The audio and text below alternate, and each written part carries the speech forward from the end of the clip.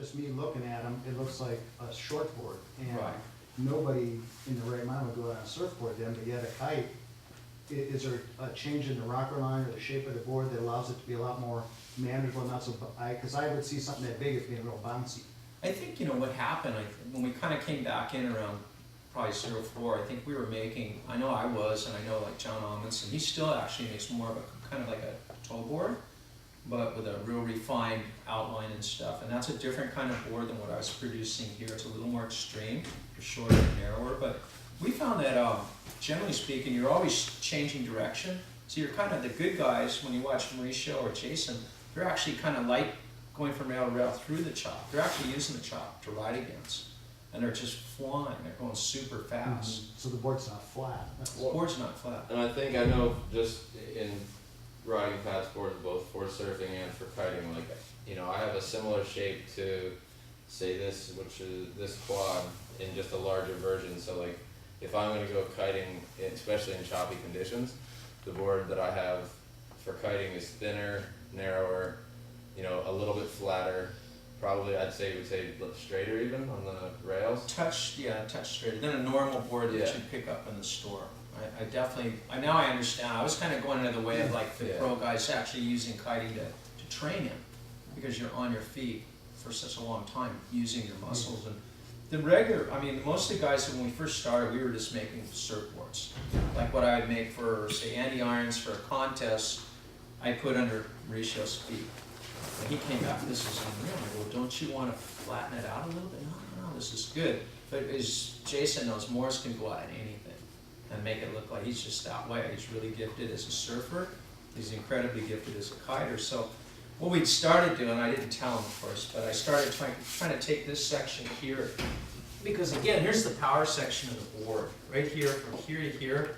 Basically, this is where all the action is.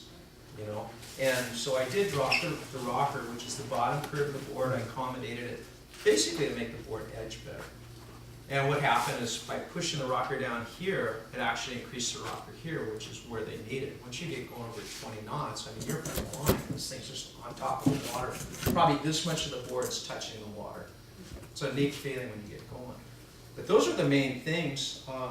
Probably another thing, I think, as far as like the tail templates, the old thruster round pin, this is basically, the key to C in music. This is where we start. In professional surfing, most everybody, on their, especially their little bit longer boards, will go with 3 fins as compared to the 4 fins on that. Both of those work really well. I wouldn't want to say this is better for some, because for some people this doesn't feel as good. Jason actually would probably have a better description of what he feels between the two designs. Yeah, I think like when you take somebody like, and I know just traveling a lot with Mauricio and that whole process was going on, like he comes from a surfing background, and a lot of it depends on your background as well. So, somebody who comes from surfing comes into kiting and has that feel, like they want the same feel that they get when surfing. You may sacrifice a little bit on the kiting side of it, meaning like a thruster with 3 fins tends to want to turn more than track. So on the wave face, when you're turning, that board might perform a bit better. But realistically, when you're going kiting, you're going in a straight line, whether it's going upwind, going out, coming back in, or even just riding in flat water. You're traveling in a straight line much longer than you're riding on a wave. So something like a quad, where the board, it doesn't get confused by the center fin. You kind of have the 2 fins that work together. It handles speed a bit better, and it tracks a bit better. Something like this for maybe your average person or just somebody who, wants an all-around board, this is going to essentially, quote, kite better than that board. But coming from a surfing background, you may decide that's the way you want to go. I think that's part of it. And then it's also, it's a lot of it's just based on feel. Like when Pat was saying we started cutting the rocker down, again, like you kind of want to find a compromise. You want to, if the board has too much rocker, some traditional true surfboards, if you can go out and kite them, you can go kiting on them, but they may feel slow, or you feel like you're pushing water because there's so much kind of curvature in the board that you're plowing through the water rather than planing on the surface of the water. So that was a bit of the difference when we started dropping the rocker line. messing with different fin configurations. I mean, even to the point where, you know, is working on something completely new for 2009, which is, you know, definitely an innovation in kiting, which is a, you know, I guess it's sort of out. Well, we're pushing the horizons. One good thing about working for I LF can't is tell that anybody yet, it's top secret. well, we can give some of the stuff away. For you guys that are just learning, I mean, I'll time afterwards for anything basic, but I wanted to try to get through a couple of things. Get back to LF, what's nice is they'll give me free reign on design. I can do what I want within reason. Imagine if I came up with something that's going to cost like $5,000 and it has an electric motor, they probably won't let me do it. But I'm kind of looking at just trying to be a step ahead of the pack from the stuff that I've learned over the years. One of the things I'll bring out, because Jason kind of said it really well, what I did is I sat on the beach. I was just watching Morris kite because I figured I needed to spend time. I was over on Maui, onshore conditions. What I noticed about 3-fin boards is like when you're fully cooked up and you're powered up and you're just basically edging, 3-fin boards tend to, here's the water line here. They tend to kind of go at a 40-degree angle or a 30-degree angle. It's just because the back fin, like Jason was saying, kind of messes it up. It just tends to kind of do this. But with 4 fins, the first thing I noticed was that the board was parallel to the water. The stringer and the water line were the same. And the water was just sheeting off. The 2 fins really kind of letting the water not escape off the back of the ground. Wow.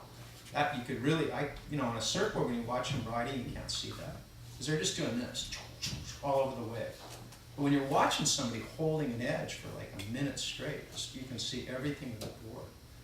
So I'm not really in a position to say what would be better for learning, but I think that quads for lighter winds, you know, I think we can make, you know, there's a little more volume in the tail, and it probably would even be safe to say it might be an easier board to ride. You know, and if you're in an onshore place, I think this is definitely a better go. They definitely, you know, like I was saying, quote, kite better. Like they travel in a straight line, they track better, they hold speed better just based on the fin configuration. And even I know the difference of the tails or like your quad rocker, which is a little bit flatter than the skate rocker. Like all those things combined have a tendency to make the board want to be a better kite board. You know, you may sacrifice a little bit of performance on like the high-end performance wave side of it if you are looking for that true kind of like thruster setup feel that gives you. And then the same reason that the back fin confuses the board when you're tracking, it allows it to do what it does on the wave. So that's where there's the give and take that you have to kind of decide.